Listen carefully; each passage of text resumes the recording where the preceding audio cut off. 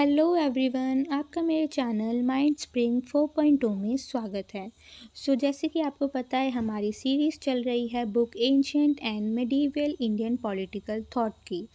इस वीडियो में हम यूनिट 2 मनु का lesson 3 Manusmriti relevance of the study in the present context को डिस्कस करेंगे। ये वीडियो BA honours political science plus BA programme semester 3 के बच्चों के लिए बहुत हेल्पफुल होने वाली है। वन शॉट वीडियो है, इसे ज़्यादा से ज़्यादा लाइक करें, कमेंट करें, शेयर करें। स्टार्ट करते हैं। वीडियो शुरू करने से पहले एक सबसे इम्पॉर्टेंट बात, अगर आपको किसी भी सेमेस्टर के किसी भी चैप्टर के नोट्स चाहिए तो आपको मेरे टेलीग्राम चैनल माइंड स्प्रिंग 4.0 पे मिल जाएंगे। हैंड रिटन नोट्स भी हैं और एज वेल एज मैं फाइल्स में पीडीएफ जिसकी वीडियोस बनाती हूँ, सभी बुक्स जो हैं आपको मिल जाएंगी। मेरे चैनल को ज़्यादा से ज़्यादा फॉलो करना। स्टार्ट करते हैं। सबसे पहले हम पढ़ेंगे introduction. India society has been guided by many Asian text. इसमें बोल रहा है कि हमारी जो इंडिया की सोसाइटी है वो गाइड की जाती है बहुत से एंशियंट टेक्स्ट, जैसे कि वेदास हो गए, पुराण्स हो गए, उपनिषद हो गए, स्मृतिज हो गई। इन सब के अंदर क्या लिखा है कि इंडिया सोसाइटी कैसे गाइड की जानी चाहिए, इंडिया में कैसे सोशल एक्टिविटीज़ होएं, कैसे मेंटेन ऑर्डर्स होएं, ये सब किस में लिखा है? हमारी जो एंशियंट टेक्स्ट है, पुराण, वेदास, उपनिषद, स्मृतिज, इन सब में लिखा गया है। इसमें बोल रहा है कि जो स्मृति है उसमें क्या क्या आता है। स्मृति में धर्मशास्त्र और धर्मसूत्र आते हैं जो कि मैन मेड द्वारा कंसीडर्ड किए गए थे और ये वेदास के बाद लिखे गए थे। मतलब कि वेदास के बाद जो हमारी एंशियंट टेक्स्ट आई थी वो थी स्मृतिज और उसमें लिखा गया था धर्मशास्त्र और धर्मसूत्र। India has around 18 major smriti. India की कितनी हैं? 18 मेजर स्मृतिज हैं, जैसे कि मनुस्मृति, अर्थी स्मृति, विष्णु स्मृति, ये सब टोटल 18 मेजर स्मृतिज हैं हमारी इंडिया की। Manu is regarding as a first human and creator rule and laws. जो हमारी मनु स्मृति है ये हमारी फर्स्ट ह्यूमन है जिसमें हमारे रूल्स एंड लॉज के बारे में लिखा गया है। ह्यूमन्स आर कॉल्ड मानव, और इसी में बताया गया है कि ह्यूमन्स क्या हैं? मानव हैं। Because they are believe to be children of Manu. मतलब क्यों है मानव? क्योंकि ये मनु के चिल्ड्रन है। ये बिलीव करते हैं कि हम मनु के अकॉर्डिंग चलेंगे, हम मनु के क्या हैं? बच्चे हैं। इस Manusmriti is said to be created from the thought of Brahma through Manuj. Manusmriti ये कहती है कि ये कहाँ से आई है? ब्रह्मा से आई है। इसीलिए हम इसे कंसीडर करते हैं मानस पुत्रा, मतलब कि mind born. The law of Manusmriti are broad and adaptable to different period of time। Manusmriti क्या है? जो लॉज है मनुस्मृति के वो बहुत ही ब्रॉड है और बहुत ही डिफरेंट टाइप से इसको अडॉप्ट किया गया है हमारे पीरियड ऑफ टाइम में। यही सब हम इंट्रोडक्शन में जो मैंने आपको बताया यही हम डिटेल में इस चैप्टर में डिस्कस करेंगे। सबसे पहले हमारा टॉपिक है authenticity of Manusmriti. There are many views about the authorship and time composition of Manusmriti. इसमें बोल रहा है कि बहुत से व्यूज़ हैं मनुस्मृति को लेके, बहुत से कॉम्पोजिशंस हैं उसकी मनुस्मृति को लेके, वो सब हम ऑथेंटिसिटी ऑफ मनुस्मृति में डिस्कस करेंगे। सबसे ज़्यादा मनुस्मृति में Hindu religions and social laws को कैसे गाइड करना है वो लिखा गया है। Hindu scriptures mention many Manuj. जो हिंदू के स्क्रिप्चर्स हैं उन्होंने बहुत से मनुज के बारे में लिखा है। मनुज मतलब मनु में जो भी लॉज एंड रेगुलेशन लिखे हैं हम उसे मनुज कह रहे हैं। ओके। 14 अकॉर्डिंग टू ट्रेडिशनल है। हमारे जो 14 मनुज है वो हमारे ट्रेडिशनल के अकॉर्डिंग है, जो स्कॉलर्स ने डिफरेंट तरह से अपने उनको एक्सप्लेन किया है। Some believe Manu was not a single person, but कुछ लोग क्या मानते हैं कि मनु क्या है? एक सिंगल पर्सन नहीं है, but a term used for a group of jurist. एक सिंगल पर्सन ना होके ये ग्रुप है हमारे ज्यूरिस्ट का जो रूल्स को फॉर्म करता है ओवर टाइम। मतलब कि टाइम के अकॉर्डिंग रूल्स एंड रेगुलेशंस को चेंज करता रहता है एंड हमारी सोसाइटी के अकॉर्डिंग रूल्स को लाता रहता है। ये एक ऐसा ग्रुप है हमारी ज्यूरिस्ट का। The day of Manusmriti is also debated. जो डेट है मनुस्मृति की वो बहुत ही डिबेटेड है। क्यों? क्योंकि एक स्पेसिफिक डेट नहीं है। कुछ स्कॉलर्स कहते हैं कि ये 300 से 200 BC के अकॉर्डिंग हम इसको मनुस्मृति का टाइम दे सकते हैं। कुछ कहते हैं 150 टू 600 BC जो टाइम पीरियड है वो मनुस्मृति के लिए है। इसीलिए हमारी मनुस्मृति का कोई भी स्पेसिफिक डेट या टाइम पीरियड नहीं है। इस पर बहुत सी डिबेट भी होती हैं, ये इसमें बताया गया है। Because of this difference, it is unclear if text was written at one time. इन्हीं डिफरेंस की वजह से ये अभी तक सॉल्व नहीं हुआ है कि जो मनुस्मृति है वो एक टाइम पे कब लिखी गई थी। ये अभी तक अनसॉल्व्ड है। यही था हमारा ऑथेंटिसिटी ऑफ मनुस्मृति। हम इसमें मनुस्मृति के बारे में डिस्कस कर रहे हैं। मनुस्मृति एक्सप्लेन करती है ड्यूटीज़ ऑफ किंग की, किंग्स की क्या ड्यूटी होनी चाहिए, हमारी स्टेट कैसे रन करना चाहिए, हमें अपने एनिमीज़ जो हमारे दुश्मन हैं उनसे कैसे उन्हें कैसे डील करना चाहिए, और हमारी पॉलिसीज़ को हमें कैसे फॉलो करना चाहिए। ये कौन बताता है? मनुस्मृति। मनुस्मृति में बहुत चैप्टर्स के अकॉर्डिंग क्या है, हमें ये सब रूल्स एंड रेगुलेशंस के बारे में बताया गया है। जैसे चैप्टर 1 में बताया गया है ऑरिजिन ऑफ क्रिएशन, चैप्टर 2 में हमें संस्कार के बारे में बताया है, चैप्टर 3 में हमें श्रद्धा कल्पा के बारे में बताया है। ऐसे ही हमें सभी रूल्स एंड रेगुलेशन को according to the chapter of Manusmriti सब डिटेल में बताया गया है। ये आप अपने आंसर को अट्रैक्टिव करने के लिए लिख सकते हैं। अब हमारा नेक्स्ट टॉपिक है मनु पॉलिटिकल थॉट। मनु को हम पॉलिटिकल थॉट में कैसे डिस्कस करेंगे। सो फर्स्ट टॉपिक है इसमें divine origin of the state, मतलब कि हमारी जो स्टेट ऑरिजिन कैसे हुआ है अकॉर्डिंग टू मनु के स्मृति, वो हम इसमें डिस्कस करेंगे। Manusmriti state that both the state and the king have a divine origin. Manusmriti का ये मानना है कि जो स्टेट है और जो किंग है वो दोनों क्या है? डिवाइन ऑरिजिन है। According to Manu and Brihaspati, अगर देखा जाए मनु और जो बृहस्पति हैं उनके according king was created by god. जो किंग है वो किसके द्वारा क्रिएट किया जाता है? गॉड के, from the part of 8 gods. और किन पार्ट्स में? 8 गॉड्स जो हैं उनके अकॉर्डिंग किंग को बनाया जाता है। जैसे इंद्रा, याहू, यमा, सूर्य, अग्नि, वरुण, मून और कुबर, इन सभी के अकॉर्डिंग हम किंग को क्या बनाते हैं? अपने किंग बनाते हैं अकॉर्डिंग टू गॉड। ये किस में बोला गया है? मनुस्मृति में। Because the king holds the essence of these gods. ये बोल रहा है कि जो किंग है ये क्यों इसके अकॉर्डिंग बनाया जाता है, वो इसमें एक्सप्लेन किया है।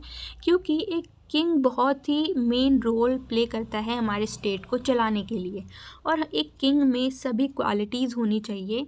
इसीलिए बोला गया है कि गॉड्स जो हमारे 8 गॉड्स हैं उनमें ये सभी क्वालिटीज़ थी जिसके अकॉर्डिंग हम किंग को क्या है? डिस्क्राइब करते हैं। सुपीरियर मानते हैं कि गॉड ही क्या है? किंग को बनाता है। इसमें एग्जाम्पल दिए हैं, जैसे अग्नि जो है वो गिविंग सेटिस्फैक्शन, हमारे स्टेट में सेटिस्फैक्शन देते हैं। इंद्रा क्या है? हमारे एनिमीज़ को डिफीट करते हैं। तो अग्नि और इंद्रा की तरह ही हमारे किंग में भी ऐसी क्वालिटीज़ होनी चाहिए कि एनिमीज़ को डिफीट कर पाए, सेटिस्फैक्शन दे पाए। यही इसमें फॉर एग्ज़ाम्पल बताया गया है। आई होप आपको समझ आया होगा। अगर आपको कोई भी प्रॉब्लम है तो आप मेरे से कमेंट सेशन में पूछ सकते हैं, मैं आपको तुरंत रिप्लाई करूँगी। फिर हमारा सेकेंड पॉइंट है Manusmriti explain that in the early time में मनुस्मृति को कैसे एक्सप्लेन किया गया है। Society was filled with fear. हमारी जो सोसाइटी है वो बहुत डरी हुई है, डिसऑर्डर है और लॉलेसनेस है, मतलब कि बहुत डर है, कोई ऑर्डर नहीं है हमारी सोसाइटी में, और लॉ भी ज़्यादा अच्छे नहीं हैं, बहुत ही कम प्रोटेक्शन है। ये हमारी मनुस्मृति कहती है कि अर्ली टाइम पे इसीलिए बोला गया है कि गॉड क्रिएटेड द किंग। अभी किंग लोग बनाते हैं, इसीलिए मनुस्मृति कहती है अगर आप गॉड के अकॉर्डिंग किंग को बनाएंगे तो ये सभी प्रॉब्लम आपके देश में रहेगी ही नहीं। फिर थर्ड पॉइंट है even if the king is a child, अगर ये मान लो कि किंग क्या हुआ, चाइल्ड हुआ, इस must be respected because insulting the king is considered insulting God. अगर किंग जो है वो एक चाइल्ड है, बच्चा है, तो ये माना गया है कि हमें उसकी भी रिस्पेक्ट करनी चाहिए। क्यों? क्योंकि अगर हम उस किंग की इंसल्ट करेंगे तो ये मानना है कि हम गॉड की इंसल्ट कर रहे हैं।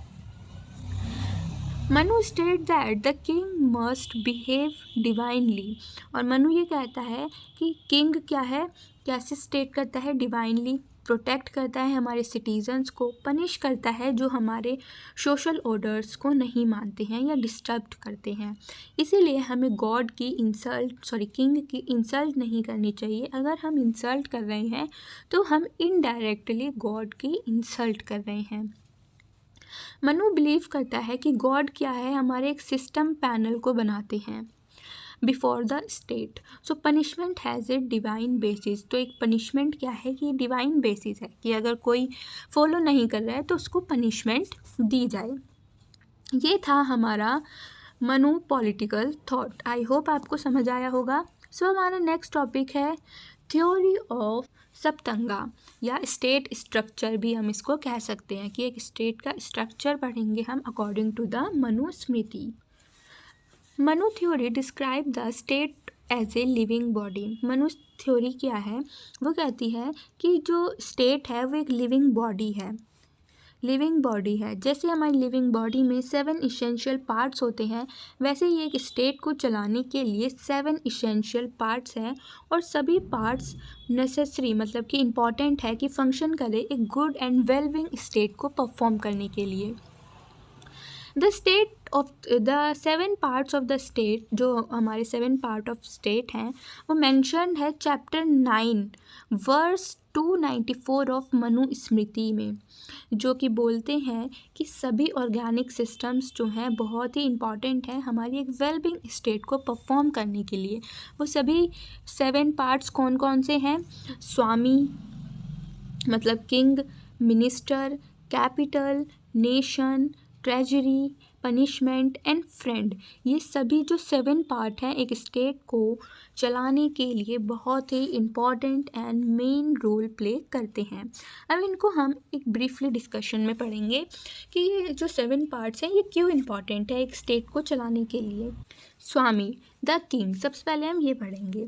Manu use the word Swami for the king. जो मनु है उन्होंने वर्ड यूज़ किया है स्वामी हमारे किंग के लिए, क्योंकि एक जो हमारा स्टेट है वो कौन चलाता है? किंग, और यही हमारे लिए एक स्वामी की तरह है, एक गॉड की तरह है, इसीलिए इन्होंने किंग को स्वामी नाम लिया है। स्वामी के पास वो सभी मोरल वैल्यूज़ होती हैं, एडमिनिस्ट्रेटिव एबिलिटी होती है, एक रिस्पॉन्सिबिलिटी होती है कि हमारा स्टेट कैसे एग्जिस्ट करना चाहिए। अगर किंग नहीं होगा तो हमारे देश में एक यूनिटी नहीं बनी रहेगी, इंटीग्रिटी नहीं होगी। तो ये बहुत ही मेन रोल है हमारे किंग का कि हमारे देश में यूनिटी, इंटीग्रिटी, प्रॉपर फंक्शनिंग और एंटायर स्टेट क्या है परफॉर्म करे। सेकंड है minister. Minister are essential for effective governance. हमारी जो मिनिस्टर है वो क्यों इम्पॉर्टेंट है? क्योंकि एक इफ़ेक्टिव गवर्नेंस होनी चाहिए हमारे स्टेट को चलाने के लिए। बहुत ही जो क्या है मिनिस्टर है हमारे जो किंग होता है उसको बहुत ही और ज़्यादा क्या है पावरफुल बनाती है। He can not run the state alone, और जो किंग है वो उसको एक पावर ये मिलती है कि वो अकेला ही हमारी स्टेट को नहीं चलाएगा। एक कहते हैं ना तानाशाही नहीं आएगी अगर हमारे एक देश में मिनिस्टर्स होंगे। अब king must be appoint capable ministers. अब किंग कैसे मिनिस्टर्स को अपॉइंट करते हैं? एक कैपेबल मिनिस्टर होना चाहिए, ऑटोनॉमी होनी चाहिए हमारे डिपार्टमेंट्स में कि अलग अलग मिनिस्टर्स में ऑटोनॉमी होनी चाहिए कि ये मिनिस्टर इसको देखेगा, ये इस काम को देखेगा, ये इस काम को देखेगा। मिसयूज़ नहीं होना चाहिए हमारी पावर का, ये बहुत ही इम्पॉर्टेंट है, और हमारी रिस्पॉन्सिबिलिटी बनी रहनी चाहिए काम को लेके। यही था हमारा मिनिस्टर। अब आता है कैपिटल सिटी। एक कैपिटल सिटी भी हमारे 7 पार्ट्स में बहुत ही इम्पॉर्टेंट मेन रोल प्ले करती है। क्यों? इन मनुस्मृति कैपिटल और fort, Manu says the capital must be completely safe. वो जो कैपिटल है वो हमारी कम्प्लीटली सेफ होनी चाहिए, और located in place different of enemies attacked, और ऐसी जगह पे लोकेटेड होनी चाहिए जहाँ पे एनिमीज अटैक जल्दी से ना कर पाए। He emphasize building strong forts, list different types of such, forest forts, water forts, और वहाँ पे क्या क्या होना चाहिए, बहुत ही डिफरेंट प्लेस होना चाहिए वो, जैसे forest fort, water fort, tree fort and mountain forts. अब हमारा है लैंड और नेशन। ये भी एक 7 पार्ट का पार्ट है। जनपद refers to the territory of the state and the people living within it. The land should have a good climate. हमें ये भी इम्पोर्टेंट होना चाहिए कि हम जहाँ पे रूल कर रहे हैं, हम जहाँ पे रह रहे हैं, हमारी जनता जहाँ पे रह रही है, वहाँ पे गुड क्लाइमेट हो, फर्टाइल सॉइल हो कि एग्रीकल्चर कंफर्टेबली हो सके, एनिमल ग्रेजिंग होनी चाहिए। It should be very important for a living. अब हमारा नेक्स्ट है ट्रेजरी होनी चाहिए। The treasury is essential for running the state. हमारे स्टेट को चलाने के लिए बहुत ही इंपॉर्टेंट है treasury. Manu considered money is necessary for administration, welfare work and even maintaining the army. अगर हमारे पास पैसे ही नहीं होगा तो हम अपने देश को कैसे चलाएंगे? इसीलिए पैसे भी होने एक इम्पॉर्टेंट पार्ट है हमारी एडमिनिस्ट्रेशन को, वेलफेयर वर्क को, और हमारी आर्मी को चलाने के लिए। अब है पनिशमेंट। अब पनिशमेंट तो आप सभी को पता है कि अगर कुछ हम नहीं करेंगे तो पनिशमेंट हमें मिलेगी। एक डर रहता है हमारे लोगों में कि अगर हम लॉ के खिलाफ जाएंगे तो हमें पनिशमेंट मिलेगी। इसीलिए लोग क्या हैं, लॉ के खिलाफ नहीं जाते हैं। इसीलिए मनु भी कहता है कि हमारे एक ये इम्पॉर्टेंट पार्ट है पनिशमेंट। अगर किंग के लॉज ऑर्डर्स कोई भी नहीं मान रहा है तो उसको पनिशमेंट दी जाए। फिर लास्ट है friend. According to Manu no state can function alone. कोई भी स्टेट फंक्शन अलोन नहीं करता है, मतलब कि अकेला नहीं करता है।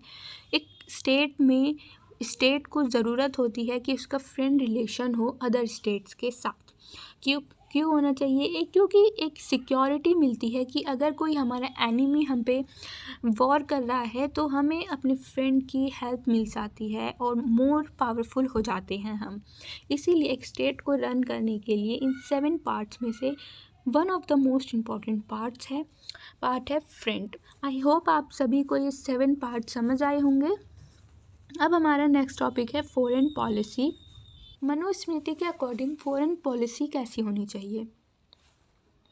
Manu mention the Mandal theory. Manu mention करती है मंडल थ्योरी, एक्सप्लेन करती है और बोलती है कि जो स्टेट्स हैं उनका डिफरेंट रिलेशन होता है और वो डिफरेंट तरह से मंडल थ्योरी को एक्सप्लेन करती है। The state should build relation based on it's ambitious and expansion needs. और एक स्टेट का रिलेशन बनता है उनके नीड्स के अकॉर्डिंग। There are 12 types of state in this theory. इस थ्योरी में वो 12 टाइप्स ऑफ स्टेट बताती है। कैसे? पहले समा, धाम, भेद एंड दंड। क्या? शाम, दाम, दंड, भेद। ये 12 टाइप्स ऑफ स्टेट थ्योरी होती है जिसमें वो एनिमीज एट ए सेंटर, सॉरी यहाँ पे थोड़ी गलती हो गई, कि 12 टाइप्स ऑफ स्टेट्स होते हैं इस थ्योरी में बताए गए हैं और वो अपने अकॉर्डिंग अपने एनिमीज को फेस करते हैं। बट किंग को किन किन पॉलिसीज़ में अपनाना चाहिए अपने आप को, कैसे एनिमीज से लड़ना चाहिए, ये भी मोस्ट इम्पॉर्टेंट है।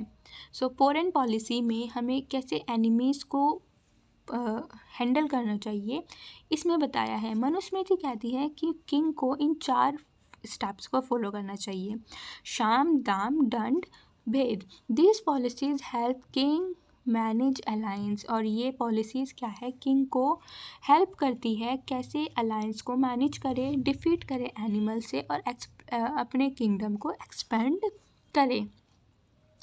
अब आता है वॉर पॉलिसी।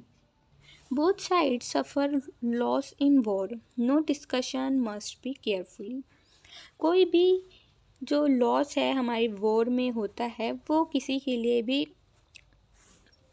अच्छा नहीं होता। बहुत से लॉस होते हैं हमारे वॉर में, वही सब बताया है। Manu suggest diplomatic measures such as sandhi, vigraha, yana, asana, will policy, seeking shelter.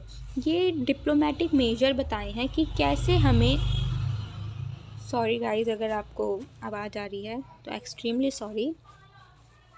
ये इसमें कुछ मेजर बताए हैं कि हमें वॉर को कैसे प्रिवेंट करना चाहिए, कि जितना हो सके हम वॉर ना करें दूसरे स्टेट से। सो क्या कैसे कि संधि होनी चाहिए कि पहले पीस से ही काम चलाओ, विग्रह होना चाहिए, याना होना चाहिए, आशना होना चाहिए, dual policy and seeking shelter.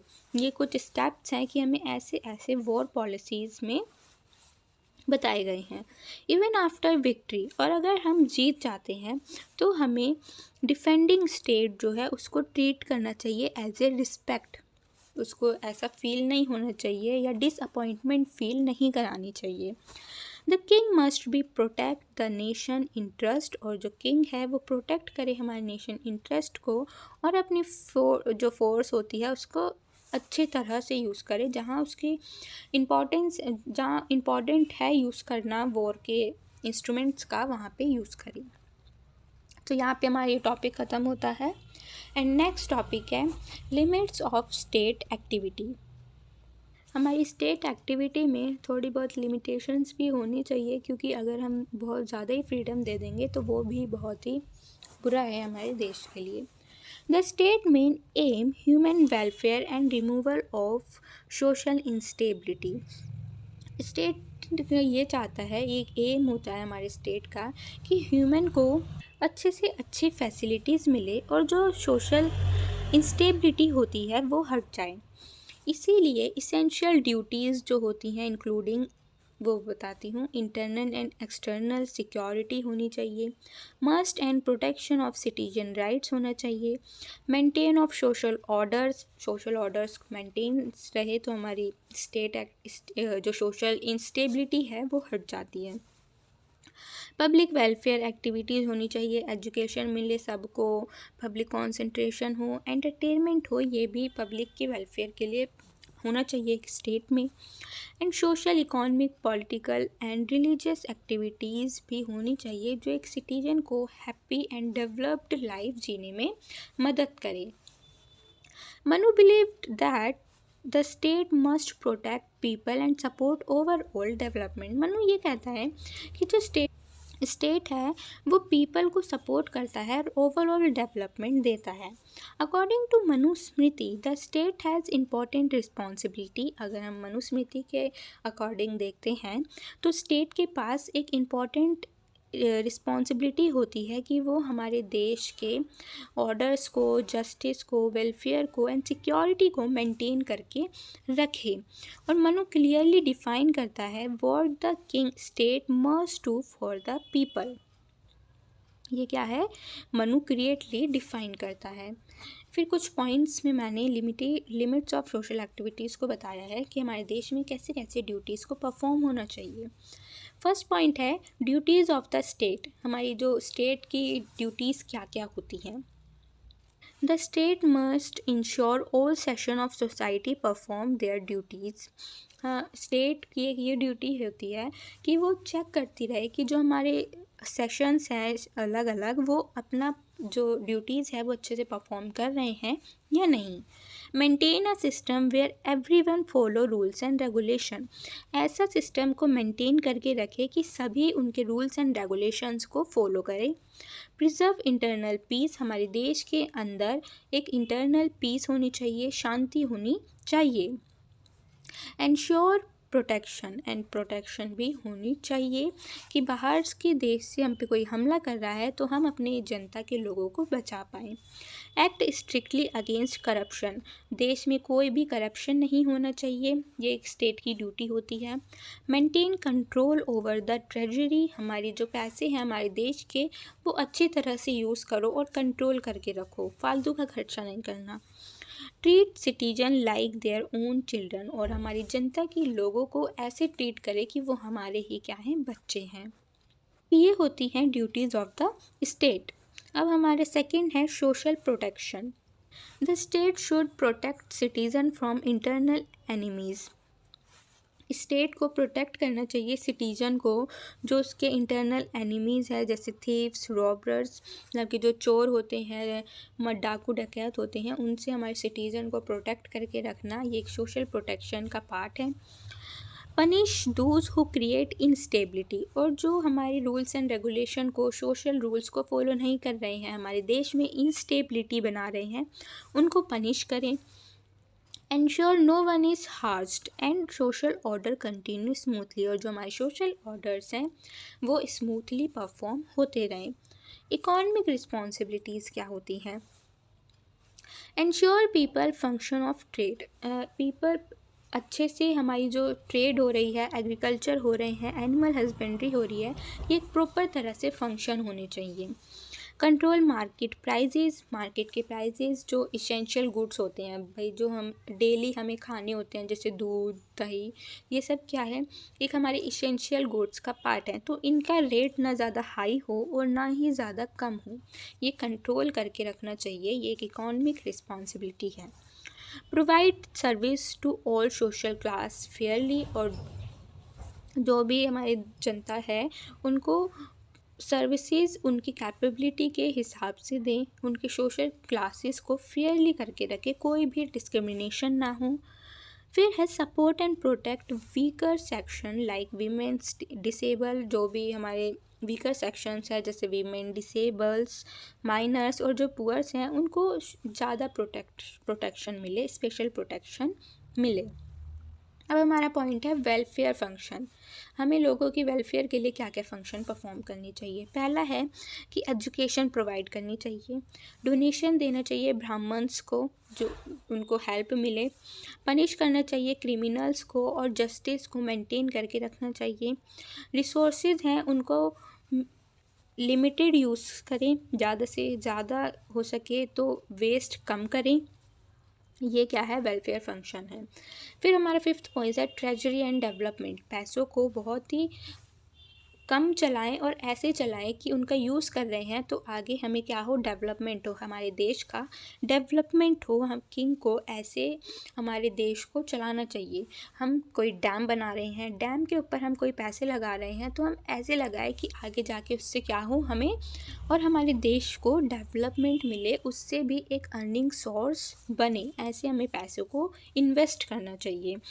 सो ये था हमारा यहाँ पे सारे points limits of state activities के, कि कैसे कैसे स्टेट परफॉर्म करती है, किन किन रूल्स एंड रेगुलेशंस पे चलती है। अब हमारा नेक्स्ट टॉपिक है king role in foreign policies. हमने देख लिया कि कैसे स्टेट रन करता है, अब हम देखेंगे कि किंग का क्या रोल होता है फॉरेन पॉलिसीज़ को चलाने का। Manusmriti expect the king to establish peace in the world.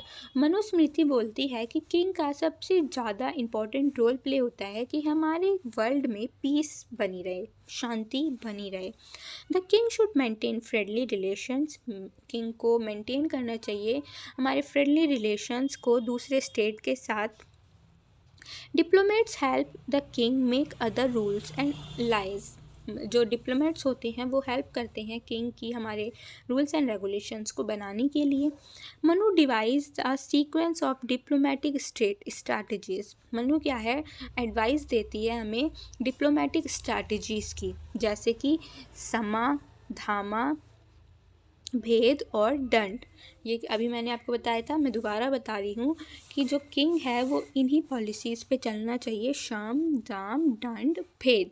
ये बहुत ही इम्पॉर्टेंट पॉलिसीज़ होती हैं एक किंग के लिए कि वो दूसरे स्टेट के साथ कैसे स्टेट को परफॉर्म करेगा, कैसे रिलेशन बनाएगा अपने स्टेट को, अपने स्टेट को दूसरे स्टेट्स के बीच में फ्रेंडली रिलेशनशिप बना होना चाहिए। इसीलिए मनुस्मृति ये हमें एडवाइस देती है कि हमें किसी स्टेट के साथ अच्छे रिलेशन बनाने हैं तो हमें इन पॉलिसीज़ को फॉलो करना चाहिए। साम दाम दंड भेद। मनुस्मृति कहती है कि किंग जितना हो सके वॉर को अवॉइड करे, बट अगर वॉर हो गई है और वो अगर जीत गई हैं, गैदरिंग इन्फॉर्मेशन अबाउट एनिमीज़, और जो वो इन्फॉर्मेशन देते हैं कि एनिमीज़ के साथ कैसे परफॉर्म करना चाहिए उनको, कि अब वॉर जितना हो सके वो अवॉइड करे, बट अगर वॉर हो रही है तो हमें दूसरे स्टेट को कैसे गैदर करना चाहिए, उसकी इन्फॉर्मेशंस को कैसे देखना चाहिए, तो वो बताती है। वो बोलती है कि सामने वाले की वीकनेस को पहले आइडेंटिफाई करो। दूसरा बोलती है कि उस पर जो साम दाम दंड भेद है ये अप्लाई करके देखो। अगर वो नहीं मान रहे हैं, वो वॉर फिर भी कर रहे हैं, तो एक ट्रस्ट तो फिर वॉर करो, और अगर आप वॉर जीत जाते हो तो उसको उसके साथ एक फ्रेंडली रिलेशन बताओ, ना कि उसे लूटो। ये कौन बोलता है? मनुस्मृति बोलती है।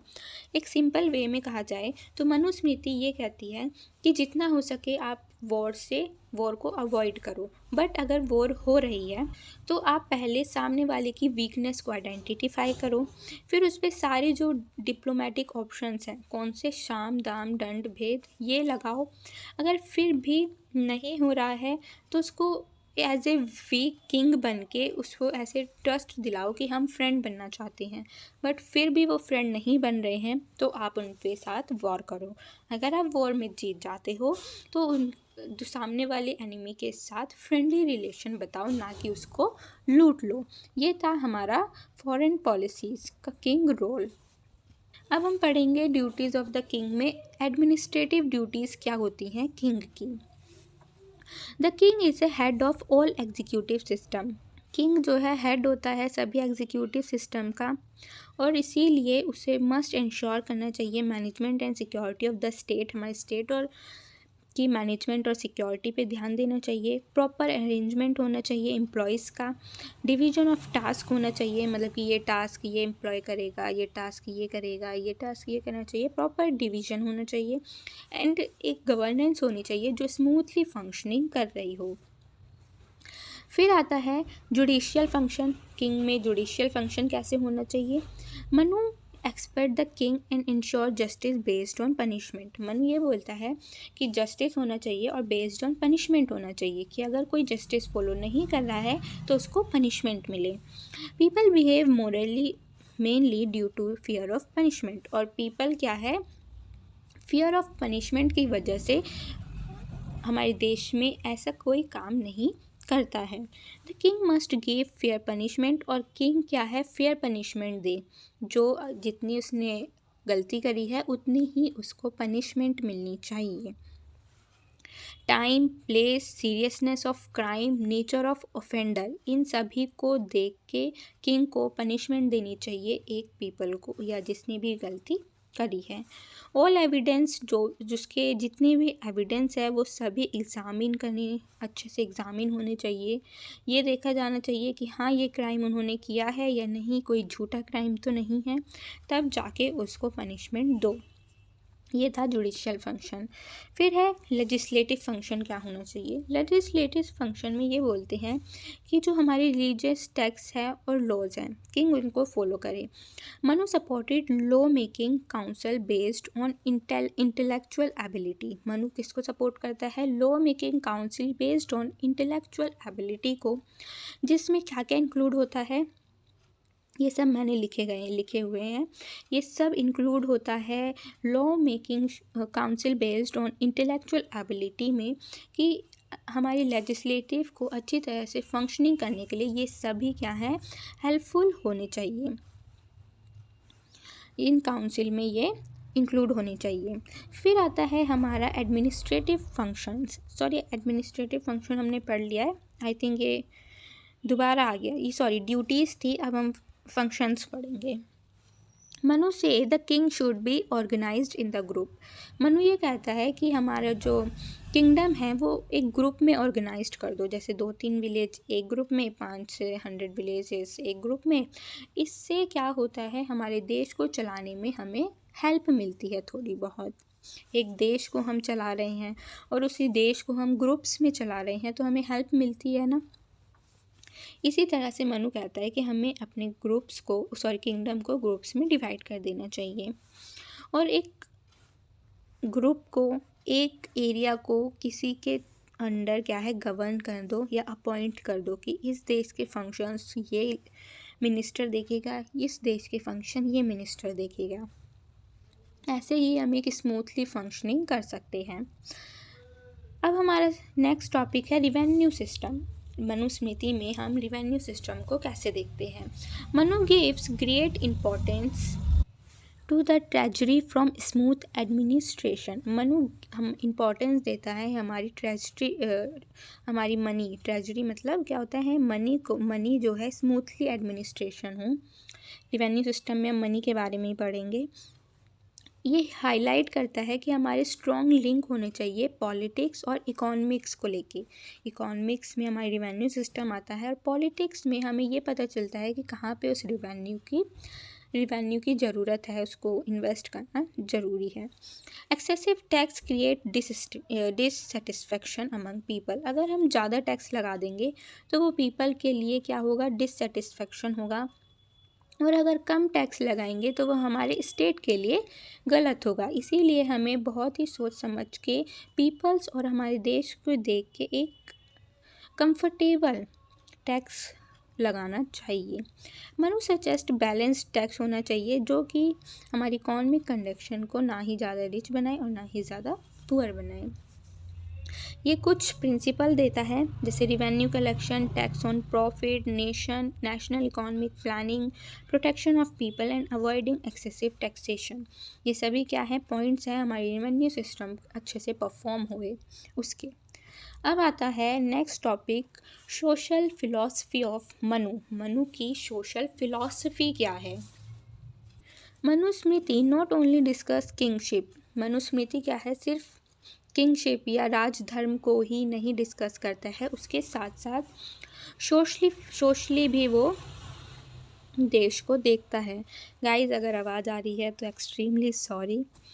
वो एक्सप्लेन करता है कि कैसे हमारी सोसाइटी ऑर्गेनाइज्ड होनी चाहिए, कैसे हमारी सोसाइटी में डिफरेंट वर्नाज होने चाहिए, उनकी ड्यूटीज़ होनी चाहिए, स्टेट और किंग की क्या क्या रिस्पॉन्सिबिलिटी होनी चाहिए, proper social conduct for individual होना चाहिए, the central theme of social system, और हमारी सोशल सिस्टम की सेंट्रल थीम होनी चाहिए, and moral behaviour of people. ये सभी हमारे देश में मनु डिस्कस करता है कि एक सोशल फिलॉसफी में ये सब होना चाहिए। Manusmriti is considered one of the most authenticity text. Manusmriti consider करता है या एक टेक्स्ट बताता है ब्राह्मणिकल ट्रेडिशन, जो कि हमें रूल्स देते हैं, हमारे सोशल रूल्स देते हैं। किस में लिखे हैं सोशल रूल्स, ब्राह्मणिकल ट्रेडिशन में। हमारी मैरिज को लेके, रिचुअल को लेके, कास्ट को लेके, मोरालिटी को लेके, रिलीजन को लेके एंड सिविल्स, इन सभी टॉपिक्स को लेके ब्राह्मणिकल ट्रेडिशंस रूल्स बताते हैं जो कि मनुस्मृति कंसीडर करती है। ये conduct this rules still influence the Indian society system, और ये सभी रूल्स क्या हैं, हमारी इंडियन सोसाइटी सिस्टम में इन्फ्लुएंस्ड किए जाते हैं। तो ये था हमारा सोशल फिलॉसफी ऑफ मनु। क्या क्या रिस्पॉन्सिबिलिटीज़ होनी चाहिए, क्या क्या ब्राह्मणिकल टेक्स्ट ट्रेडिशन में लिखा गया है, ये सब। अब आता है concept of justice in Manusmriti. हमें जस्टिस कैसे मिलना चाहिए according to the Manusmriti. Manusmriti explain करती है the idea of justice from broad perspective. एक ब्रॉड पर्सपेक्टिव में जस्टिस ऑफ आइडिया को बताती है। पहला, punishment as a foundation of justice मिलना चाहिए, जिसमें जो पनिशमेंट है या दंड है वो हमें सेंट्रल लेवल पे मिलनी चाहिए, maintaining order the state. Without punishment the political system became weak and chaotic. अगर हम पनिशमेंट नहीं देंगे तो जो हमारा पॉलिटिकल स्टेट है, सिस्टम है, वो वीक बोला जाएगा। Manusmriti include punishment as a part of law, justice and administrative. Manusmriti कहती है कि पनिशमेंट भी हमें लॉ के अंडर, जस्टिस के अंदर एंड एडमिनिस्ट्रेटिव के अंदर देनी चाहिए। पनिशमेंट के क्या प्रिंसिपल होने चाहिए वो बताया गया है। Manu expanded the penal code and define punishment for various crime. Punishment should be based on seriousness of the crime and capability of the offender। ये बोल रहे हैं कि प्रिंसिपल बताया है मनुस्मृति का कि कैसी होनी चाहिए, कि वो क्राइम देखे कि क्या क्राइम है और वो जिसे क्राइम मिल रहा है क्या वो इस पनिशमेंट को झेल पाएगा। इसके अकॉर्डिंग हमें जस्टिस के अकॉर्डिंग ही पनिशमेंट देनी चाहिए। Even the king is bounded by the laws. और ये भी कह सकते हैं कि किंग भी लॉज के अंदर ही बाउंड हुआ रहता है, क्योंकि ये उस किंग भी एक लॉ को नहीं तोड़ सकता है, ना तो उसे भी पनिशमेंट किया जाएगा। अब हमारा आता है कास्ट बेस्ड पनिशमेंट की कास्ट बेस्ड पनिशमेंट कैसे मिलनी चाहिए। Manu state that punishment vary caste. ये कहता है कि कास्ट बेस्ड पनिशमेंट होनी चाहिए ब्राह्मण्स, क्षत्रिय, वैश्य एंड शूद्र के अकॉर्डिंग, मतलब कि कास्ट के अकॉर्डिंग ही उन्हें पनिशमेंट मिलनी चाहिए। रीज़न फॉर कन्फ्लिक्ट, क्या क्या रीज़न हो सकते हैं कन्फ्लिक्ट के। फर्स्ट है वॉयलेंस और क्राइम, कोई वॉयलेंस कर दिया है या क्राइम कर दिया है। सेकंड है इशू, अगर लैंड और मनी के लेके कोई इशू हो गया और उस पर कुछ क्राइम कर दिया है तो उसको उसके अकॉर्डिंग ही कॉन्फ्लिक्ट या पनिशमेंट मिलनी चाहिए। अब हमारा नेक्स्ट टॉपिक है Manusmriti, relevance of the study in the present context. अब हम मनुस्मृति को अपने प्रेजेंट कॉन्टेक्स्ट के साथ लिंक करके डिस्कस करेंगे। Manusmriti state that the primary duty of the king is deliver justice. Manusmriti ये कहती है कि उस किंग का सबसे पहला काम होता है कि हमारे देश में जस्टिस को बनाए रखे। If the king can not it himself, it must be appointed a learned and qualified जज। आज के टाइम पे अगर किंग ये नहीं कर पा रहा है अपने आप, तो वो अपॉइंट करे एक लर्नड एंड क्वालिफाइड जज को, जो कि हमारे देश में जस्टिस को परफॉर्म कर पाए। जज मस्ट बी नेचुरली होना चाहिए, जो जज है वो ऐसा होना चाहिए कि उसे क्वालिफाइड हो, उसे ये सब पता हो। Because a code that does not follow truth become a corrupt. Qualification of a जज बताई गई है, जो आज के टाइम में अगर हम देखें मनुस्मृति बोलती है, मनुस्मृति को लिंक करके देखा जाए तो क्वालिफिकेशन क्या होनी चाहिए आज के टाइम में प्रेजेंट कंटेक्स्ट में जज की। An unqualified person should be never be made a जज। जो अनक्वालिफाइड पर्सन है वो जज नहीं बन सकता है।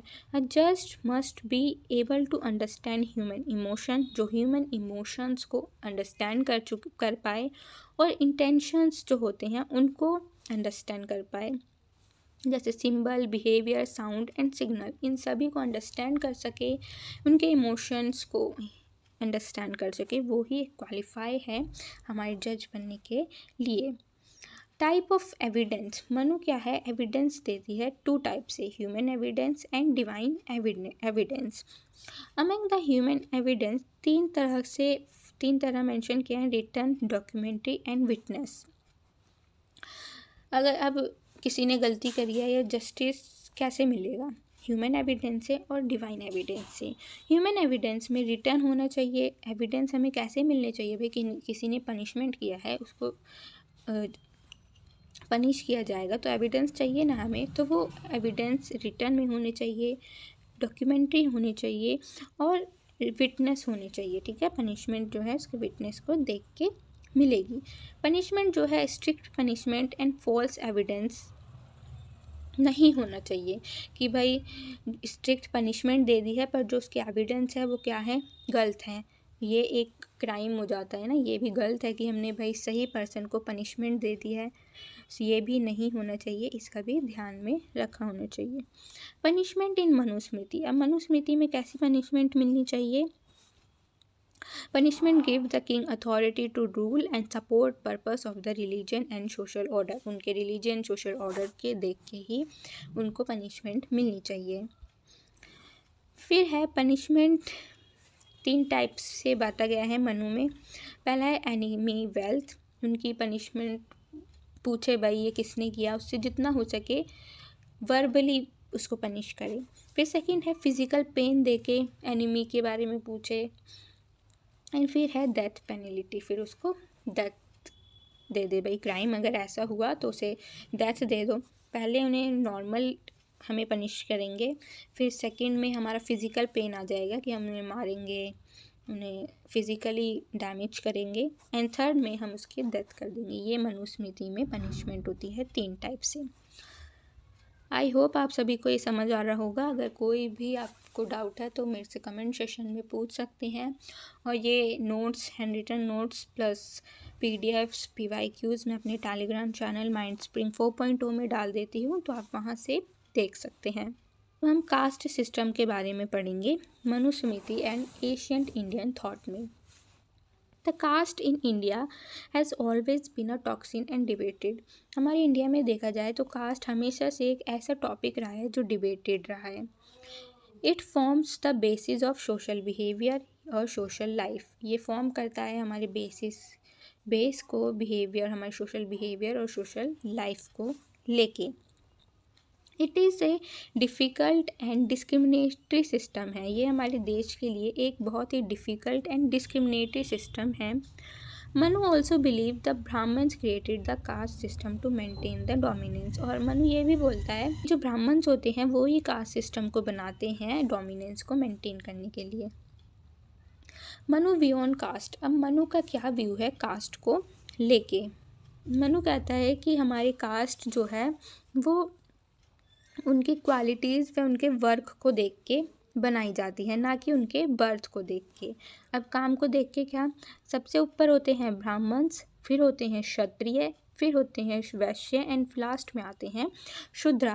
ब्राह्मण्स जो होते हैं वो बहुत ही क्वालिफाइड होते हैं, क्षत्रिय जो होते हैं वो राजाज होते हैं, वैश्य जो होते हैं वो नॉर्मल जो बिजनेसमैन्स होते हैं वो होते हैं, एंड शूद्रा होते हैं बहुत ही नीची जाति वाले लोग। जो मनु है वो हमारी कास्ट को ऐसे डिवाइड करते हैं उनकी क्वालिटीज़ को देख के।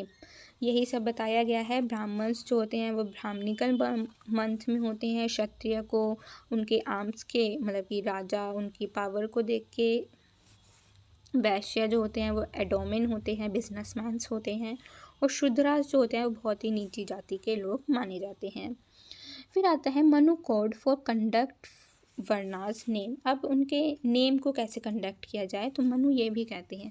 मनु कहता है कि जो ब्राह्मण्स लोग होते हैं उनके नाम उनकी नॉलेज को देख के मिलते हैं, और जो क्षत्रिय हैं उनके नाम उनकी पावर को देख के बना है, वैश्य के नाम उनकी वेल्थ के अकॉर्डिंग डिस्क्राइब किए जाते हैं, शूद्र के नाम उनकी ह्यूमैनिटी को देख के रखे जाते हैं। अब स्टेटस ऑफ ब्राह्मण में उनकी सबसे ज़्यादा वो स्टेटस क्या है ब्राह्मण का, तो ब्राह्मण्स बिलीव करते हैं वो किस लिए बॉर्न हुए हैं, हमारी रिलीजियंस की प्रोटेक्शन एंड ग्रोथ के लिए। और ये ही हमारे ब्राह्मण्स की रूल्स एंड ड्यूटी होती है कि जो रिलीजन है हमारे स्टेट में उसको प्रोटेक्ट कर सके और उनकी ग्रोथ को ध्यान में रख सके। अब आता है पर्सनल डिसिप्लिन कि एक ब्राह्मण्स होते कैसे हैं। जो ब्राह्मण्स होते हैं वो स्क्रिप्चर्स लिखते हैं, वो कंट्रोल को माइंड करते हैं, माइंड को कंट्रोल करते हैं, स्पीच एंड एक्शंस को कंट्रोल करते हैं। द ब्राह्मण्स लोग अवॉइड करते हैं ग्रीड, वायलेंस एंड इमोरेबल बिहेवियर को। ये सिंपल सी लाइफ जीते हैं, सिंपल एंड प्योर लाइफ। कोई भी डिवोटेड टू द रिलीजन्स होता है तो उसको रिलीजन पे बिलीव करवाते हैं। इकोनॉमिक रूल देखें तो Brahmin should take only 1 handful of food for survival. वो इतना ही कमाते हैं जितना वो अपने पेट के लिए या अपने सर्वाइवल के लिए रह सकें। इफ़ अनेबल टू अर्न, अगर वो अनेबल रहते हैं कमाने में, नहीं कमा पाते हैं तो वो कलेक्ट करते हैं ग्रेन्स फ्रॉम फील्ड्स, मतलब कि फील्ड्स में से ग्रेन्स को कलेक्ट करते हैं और देन सर्वाइव करते हैं। ही मे टेक फ्रॉम हेल्प, ये हेल्प भी लेते हैं किंग से एंड डिसिप्लिन से। अगर गाइज आपको आवाज़ आ रही है तो extremely sorry. Position and duties of Kshatriyas. अब क्षत्रिय की क्या पोजीशन एंड ड्यूटीज़ होती हैं। वो हमारे देश में बोर्न होते हैं फॉर ए किंग के लिए। उनकी ड्यूटीज़ होती हैं protecting the weak, performing charity, recite Vedas and avoiding additions. And king की तरह लड़ाई वॉर्स को लड़ने के लिए क्षत्रिय लॉज आते हैं। Men also describe punish from Kshatriya अगर मिसयूज पावर। अगर वो अपने पावर का मिसयूज़ करते हैं तो उनको पनिशमेंट भी दी जाती है according to the Manu. Position and duties of Vaishyas देखते हैं। ये थर्ड होती है। पहला हमने ब्राह्मण्स की देखी, दूसरी हमने क्षत्रिय लोग देखे, एंड अब आते हैं वैश्य लोग जो कि ड्यूटीज़ करते हैं like agriculture, animal husbandry and commerce.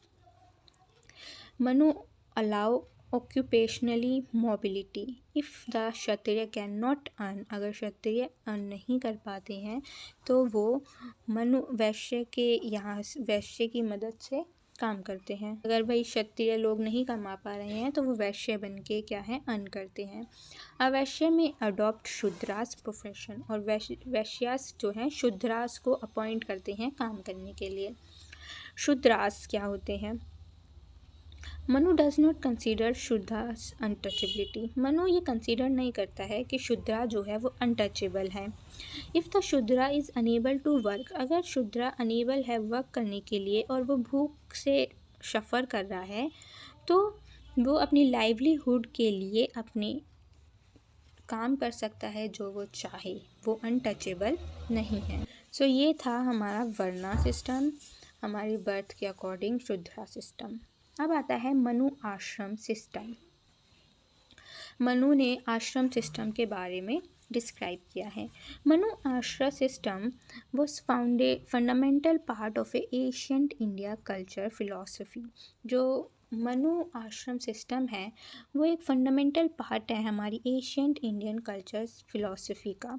ये एम करता है कि जो हमारी ह्यूमन लाइफ है वो वैसे ही अपलिफ्टमेंट करती है और इनकरेज करती है हमारी जो लाइफस्टाइल है वो बैलेंस्ड रहे, डिसिप्लिन रहे, प्रोग्रेसिव रहे और हार्मनी विद नेचर हो, नेचर के साथ हार्मनी या शांति के साथ हो। 4 तरह के आश्रम बताए हैं, स्टेजेस ऑफ लाइफ भी बोल सकते हैं हम, जो कि 0 से 100 ईयर्स तक का लाइफ स्पैन है। पहला आता है 0 से 25 ईयर्स के पीपल, जिसे हम ब्रह्मचार्य आश्रम बोलते हैं। ये जो टाइम पीरियड होता है इसे हम ब्रह्मचार्य आश्रम कहते हैं। ये हमारा फर्स्ट फेज़ ऑफ लाइफ होता है जहाँ पे हम फोकस करते हैं एजुकेशन पे, डिसिप्लिन पे। इसीलिए जो स्टूडेंट्स को उनके लाइवलीहुड के लिए गुरुकुल भेजा जाता है जहाँ से वो डिसिप्लिन एजुकेशंस को सीखते हैं। This period aim to make the student fully knowledgeable, और यही पीरियड होता है जहाँ पे स्टूडेंट नॉलेजेबल होते हैं, डिसिप्लिन्ड होते हैं, मोरली स्ट्रॉन्ग बनते हैं। फिर हमारा दूसरा आश्रम आता है गृहस्थी आश्रम, जहाँ पे लाइफ स्पैन होती है 25 से 50 ईयर्स तक। यहाँ पे हम ब्रह्मचार्य के बाद आते हैं गृहस्थ आश्रम में।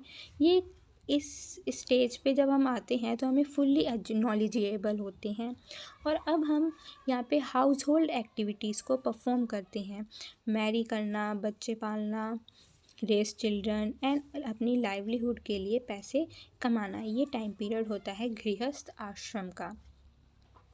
फिर हमारा थर्ड आता है वानप्रस्थ आश्रम। ये 50 से 75 ईयर्स तक होता है। इस टाइम पीरियड पे बीइंग्स आफ्टर एज 50 जब हम हो जाते हैं उसके बाद ये आश्रम आता है। Person hands over responsibility to next generation, और इस टाइम पे हम अपनी जो रिस्पॉन्सिबिलिटी है वो हम अपने बच्चों को दे देते हैं। Living a simple and spiritual life their wives, और अपने वाइफ के साथ सिंपल एंड स्पिरिचुअल लाइफ जीते हैं। फोकस करते हैं रिलीजन ड्यूटीज़ पे, मेडिटेशन करते हैं और सभी चीज़ों से डिटैचमेंट कर देते हैं। फिर लास्ट हमारा आश्रम आता है संन्यास आश्रम। ये फाइनल स्टेज होता है हमारी लाइफ का जहाँ पे पर्सन जो है फुली स्पिरिचुअल हो जाता है और भगवान के आश्रम में चला जाता है, इट मीन मोक्ष में। यहाँ पे वो इंसान सभी टाइप के जो डेप्थ्स होते हैं उनको छोड़ देता है, वो गॉड के पास चला जाता है। स्टेज एक ही ऐसा स्टेज होता है कि जो भी हमारे आसना होती है, अटैचमेंट होता है, उन सभी को डिटैचमेंट करके मोक्ष भगवान की आसना करने लगते हैं। सो ये था हमारा मनु आश्रम सिस्टम। अब हमारा नेक्स्ट टॉपिक है संस्कार। संस्कार या रिट्स भी हम इनको बोल सकते हैं। मनु जो है 16 संस्कार बताते हैं। ये मैंने यहाँ पे कुछ संस्कार लिखे भी हुए हैं, कुछ संस्कार मैरिज के बाद जो होते हैं वो यहाँ पे लिखे गए हैं। ये होते हैं मैरिज से पहले के संस्कार जो एक पीपल में होने चाहिए, एंड फिर आते हैं मैरिज के बाद जो भी संस्कार होते हैं, जैसे ब्रह्म विवाह, ये सब ये होते हैं हमारे संस्कार। अब आता है types of marriage and law of inheritance. Manu जो है 8 टाइप की मैरिज को डिस्क्राइब करता है। पहला आता है ब्रह्मा मैरिज। ये होती है daughter is marriage to a man of good character who knows the Vedas. जब एक डॉटर जो है ऐसे इंसान से शादी करती है जो कि गुड करेक्टर है उसका और वेदास के बारे में उसको नॉलेज है, तो उसको हम कहते हैं ब्रह्मा मैरिज। फिर आता है देवा मैरिज। देवा मैरिज वो होती है a bride is given to a priest. जब एक ब्राइड को हम प्रीस्ट को दे देते हैं, कंसिडर्ड एज स्केयर्ड या divinely blessed union. Third marriage होती है आश्रम मैरिज। जब ग्रूम्स जो है गिव्स काउ और other gift to a bride family. जो ग्रूम्स होते हैं वो काउ या अदर गिफ्ट देते हैं ब्राइड की फैमिली को as a token of respect. इसको हम कहते हैं आश्रम मैरिज। फोर्थ मैरिज आती है प्रजापत्य मैरिज। जब मैरिज होती है blessed by a bride father. पापा की मर्जी से एक ब्राइड की मैरिज हो रही है और म्यूचुअल ड्यूटी एंड पार्टनरशिप है, तो उसे हम कहेंगे प्रजापत्य मैरिज। फिर आती है fifth marriage Gandharva marriage. Marriage based on mutual love and consent of the couples. जब एक कपल्स जो होते हैं उनके बीच में म्यूचुअल लव होता है और उसके अकॉर्डिंग जब हम मैरिज करते हैं तो उसे कहते हैं गंधर्व मैरिज। फिर मैरिज आती है अशुरा मैरिज। जब ग्रूम ऑफर करते हैं ब्राइड को गिफ्ट और वेल्थ ब्राइड की फैमिली को, उसे कहते हैं अशुरा मैरिज। और ये emphasis his responsibility to support a new family, और ये उनकी न्यू फैमिली को सपोर्ट करने के लिए गिफ्ट एंड वेल्थ देते हैं। फिर आते हैं सक्षा मैरिज। ये होती है groom capture the bride by force. जब ग्रूम जो है ब्राइड को उठा लेते हैं by force and situation of conflict हो जाती है तो उसे कहते हैं रक्षा मैरिज। फिर आता है पेस्चा मैरिज। पेसाचा मैरिज में union without the women consent और knowledge considered the lowest form. जब ना ही यूनियन होता है किसी भी विमेन कंसेंट का और उसकी नॉलेज करा दी जाती है, मैरिज करा दी जाती है, तो ये आता है पेसाचा मैरिज में। अब हम पढ़ेंगे law of inheritance according to the Manu. अब मनु के अकॉर्डिंग जो इनहेरिटेंस होती है उसके बारे में पढ़ेंगे। हमारी सोसाइटी में सबसे पहले ये बोला गया है प्राइमेसी देते हैं सन्स को। अभी तक आपने देखा होगा कि हमारे घरों में भी जो सुपरमेसी है वो किसको दी जाती है, सन्स को दी है ना, जो लड़के होते हैं उनको। सो पहला हमारा यही पॉइंट है, primacy of sons. Elder son usually receive a large share of due to religion duties. और जो एल्डर सन होता है उसको बहुत लार्ज शेयर दिया जाता है ड्यू टू उसके रिलीजन ड्यूटीज़ को लेके। इक्वल डिवीजन होता है। Property is generally divided equal among sons. जो सन्स होते हैं उनके बीच में प्रॉपर्टी को इक्वली डिवाइड किया जाता है। और तीसरा आता है राइट ऑफ डॉटर्स। जो डॉटर के राइट्स होते हैं, if there are no son daughter receive a share. अगर एक फादर के सन नहीं है तो उसकी जो शेयर है उसके फादर का वो डॉटर को दे दिया जाता है। ये होते हैं लॉ ऑफ इनहेरिटेंस। अब आता है मनुस्मृति एंड विमेन। मनुस्मृति और विमेन को लेके क्या बोलती है। पहला पॉइंट है changing role of women in society. जो चेंज हो रहा है रोल हमारी सोसाइटी में विमेन का, उसके बारे में पढ़ते हैं। Social rule change over time every society. हमारी सोसाइटी में ओवर टाइम जो है सोशल रूल्स विमेन के लिए चेंज किए जा रहे हैं।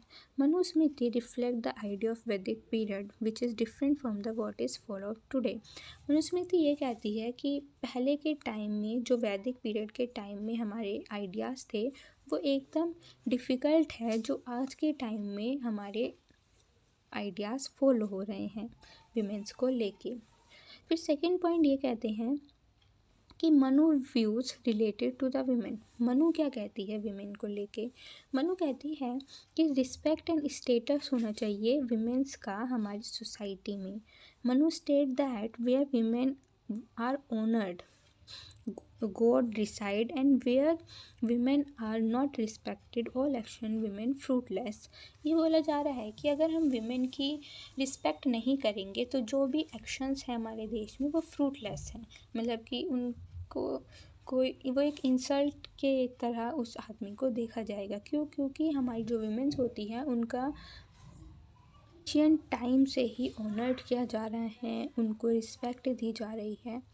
इसीलिए happy women being positive and prosperity to the family. और एक जो हैप्पी वीमेन होती है वो अपनी फैमिली को पॉजिटिव एंड प्रोस्पैरिटी देती है अपनी फैमिली को। Impact of women happiness. अब वीमेन अगर खुश होती है तो उसका इम्पैक्ट क्या होता है?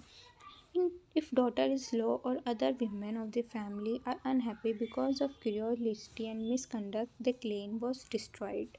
अब women are happy, family are oppressed and move forward। ये बोल रहे हैं कि अगर women हमारी सोसाइटी में खुश हो रही है, अपनी फैमिली में खुश हो रही हैं, तो वो अपनी फैमिली को एक प्रॉस्पेरिटी देती हैं और उन्हें एक अच्छे रास्ते पे ले जाती है।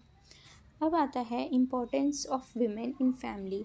हमारी फैमिली में विमेन की इम्पोर्टेंस की होती है। Mention that he does not keep his life happy become unhappy himself.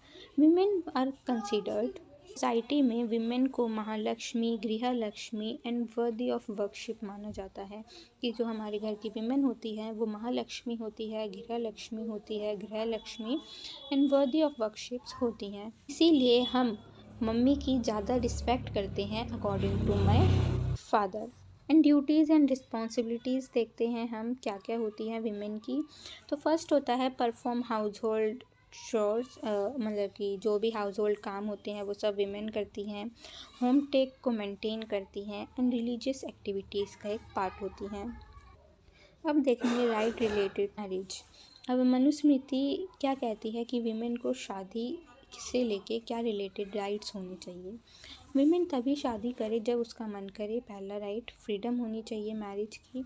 दूसरा मनुस्मृति कहती है कि गर्ल अगर खुश है, अगर उसको दूल्हा अच्छा लग रहा है, जो लड़का है वो अच्छा लग रहा है, तो उसी की मर्ज़ी से तब वो शादी करे। Parents should guide not impose discussions. Parents जो हैं लड़की को गाइड करें, ना कि उसे इम्पोज करें। Prohibition of dowries. जो दहेज होती है उसको उसके एकदम खिलाफ है Manusmriti. And Manusmriti completely prohibitory and consider the transaction sinful. यही होते हैं राइट्स रिलेटेड टू मैरिज। अब आते हैं विमेन एजुकेशन। मनुस्मृति कहती है कि विमेन को एजुकेशन मिलना बहुत ही इम्पॉर्टेंट है आज के टाइम पे। क्यों? इसीलिए विमेंस को रेस्ट्रिक्ट नहीं करना चाहिए एजुकेशंस को लेके। आज लड़कियां पढ़ रही हैं तो जो हाउस होल्ड फाइनेंस होता है वो खुद कर रही हैं, रिलीजन्स एंड प्यूरिफिकेशन रिचुअल्स खुद कर रही हैं। अब आता है प्रॉपर्टी राइट ऑफ विमेन। अब प्रॉपर्टी में क्या राइट्स होना चाहिए विमेन का। Daughter have right over a mother property. Daughter के ऊपर राइट होता है उसकी मम्मी की प्रॉपर्टी का। Both son and daughter have equal right over a father property in certain verses. और जो सन होते हैं, डॉटर होती है, उनका इक्वल राइट होता है उनकी पापा की प्रॉपर्टी पे। अ women should not be left helpless and dependent. Women जो है ना ही हेल्पलेस होती है और ना ही डिपेंडेंट होती है। हार्श पनिशमेंट मिलती है अगर वीमेन की प्रॉपर्टी को कोई चुराता है। ठीक है। ये था हमारा पूरा चैप्टर। आई होप आप सभी को समझ आया होगा। अगर कोई भी डाउट है तो आप मेरे से पूछ सकते हैं। Thank you for watching. और मेरे टेलीग्राम चैनल पे आपको नोट्स मिल जाएंगे। मेरे चैनल को ज़्यादा से ज़्यादा सब्सक्राइब करें, लाइक करें, कमेंट करें। Thank you.